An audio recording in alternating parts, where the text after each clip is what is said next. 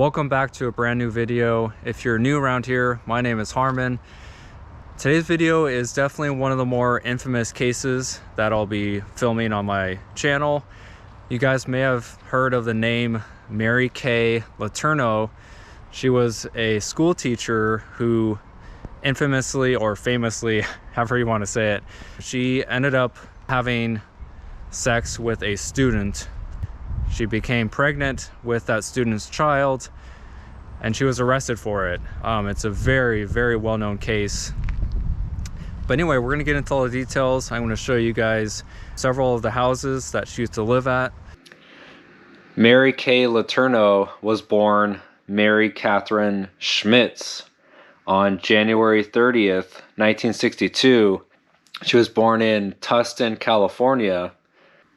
Now, she ended up meeting her first husband named Steve Letourneau, and they met at Arizona State University. They were both students there. They got married in 1984 and ended up moving to Anchorage, Alaska, as Steve got a job working for Alaska Airlines. They ended up moving down to Seattle, Washington, as his job got transferred. By this point, they had 2 kids already, and they would end up having 4 in total. In 1989, Mary ended up graduating from Seattle University with her teaching degree, and she began teaching 2nd grade at Shorewood Elementary School, a suburb of Seattle called Burien. So the marriage between Steve and Mary was very rocky at best. They had many different problems, including financial issues, and both of them engaging in extramarital affairs. And Mary later on stating that she really wasn't in love with him and that she kind of felt pressured by her parents at the time to go ahead and get married to Steve.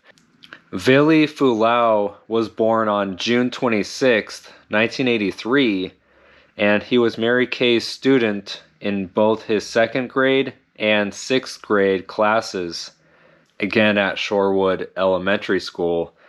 When Mary was 34 years old, this was the summer of 1996, her relationship with Vili turned from a student-teacher platonic kind of relationship to a sexual relationship. On June 18th, 1996, police ended up catching Mary Kay and Vili in a parked car in like a marina parking lot. Police arrived and they saw Mary Kay jumping into the front seat while Vili was actually pretending to be asleep in the back of the car. Both Mary and Vili provided fake names, and Vili also lied about his age, claiming that he was 18. Vili also had mentioned that nothing had happened, no touching or any kind of sexual event had ever happened. Both Mary and Vili were taken to the police department to further investigate what was going on, and Vili's parents were actually called. However, when police asked Vili's parents what should be done about this, Vili's mom stated that Vili should just be returned back to Mary Kay. Now, I just read another article and it states that Vili's mom later said that she had not been alerted to the fact that Vili had lied about his age and what had actually occurred in the car. Otherwise, she would not have let him go back to hanging out with Mary Kay. Although, as a parent, you would think that it would be not only weird, but just not appropriate for a teacher to be hanging out with a student alone outside of school hours. And so I'm not sure why his mom was cool with that in the first place.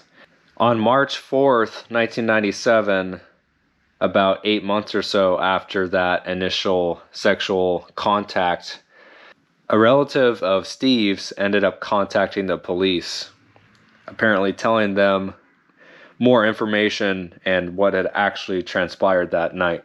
Mary Kay ended up pleading guilty to 2 counts of second-degree child rape. And again, like I said earlier, she became pregnant by Billy, and their daughter was born on May 29th, 1997, while she was awaiting sentencing. The state initially wanted to sentence her to 6.5 years in prison. However, through a plea agreement that was shortened down to 6 months, of which 3 of those months were suspended. So essentially, she was only given about 3 months or so in jail. And to top it off, she was not required to register as a sex offender at that time. However, as part of that plea agreement, she was not allowed to contact Billy, her 4 children that she had with Steve, or the essentially newborn baby that she had just had with Billy. So all 5 children, she was not allowed to have any contact. And especially with Billy himself, she was not allowed to have any contact. Only about 2 weeks after completing her jail sentence on February 3rd, 1998, once again, Mary Kay was found in a parked car with Billy. This time, they were parked pretty close to her home. And also, once again, both Mary and Billy provided false names. Billy told a detective that him and Mary had kissed frequently, but that no sexual intercourse or anything like that had actually occurred. She was immediately arrested, of course, for being with Billy. And when she was taken to the police station, they found $6,200 in cash, baby clothes, and a passport inside her car. She went before a judge in February of 1998, and the judge, of course, revoked her prior plea agreement and reinstated the prison sentence, which at that time was 7.5 years, for violating that no contact order. She was not charged with any other sexual crimes, even though the police caught her again with Billy. While serving her time there in prison, Mary actually ended up giving birth to her second child by Billy on October 16th, 1998, which proves again that both Mary and Billy were having sex on somewhat frequent basis, even though, again, she was not allowed to. No contact order. Billy ended up dropping out of high school, and his mother ended up getting custody of his and Mary's 2 children. He ended up struggling with suicidal depression and alcoholism.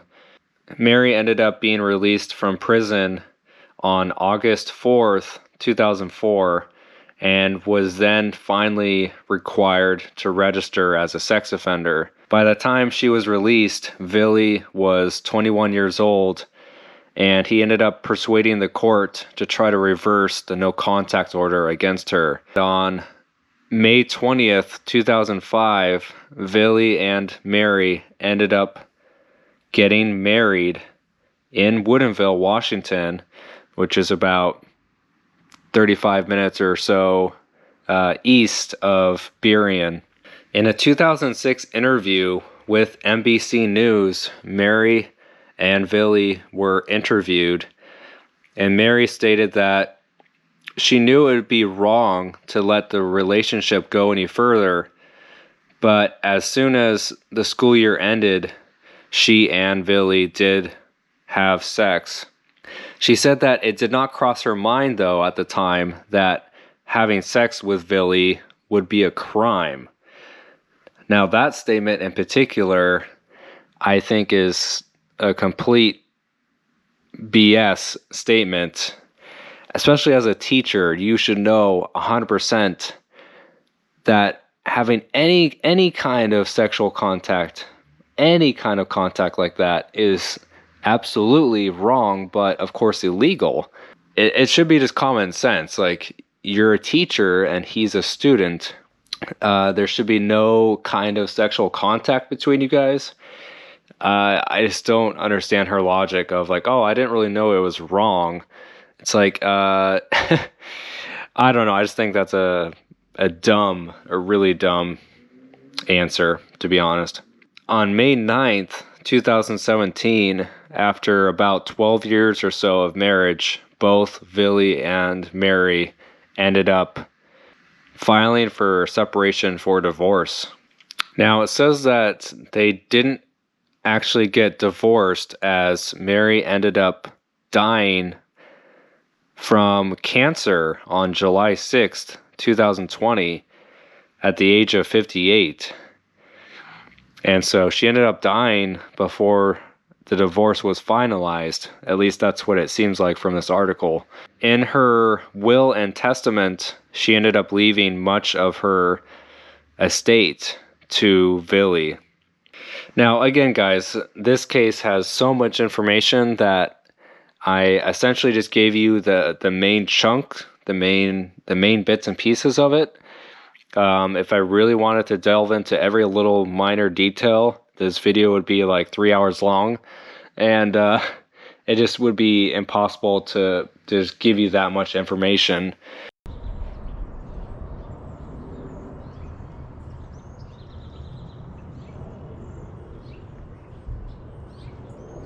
Alright guys, so we're coming up to the house where Mary Kay Letourneau and her former first husband lived. It's located at 21824 4th Place South. It's in Normandy Park, which is like a little suburb of Seattle, and it's going to be coming up here on our right hand side. So this is of course the husband before Billy.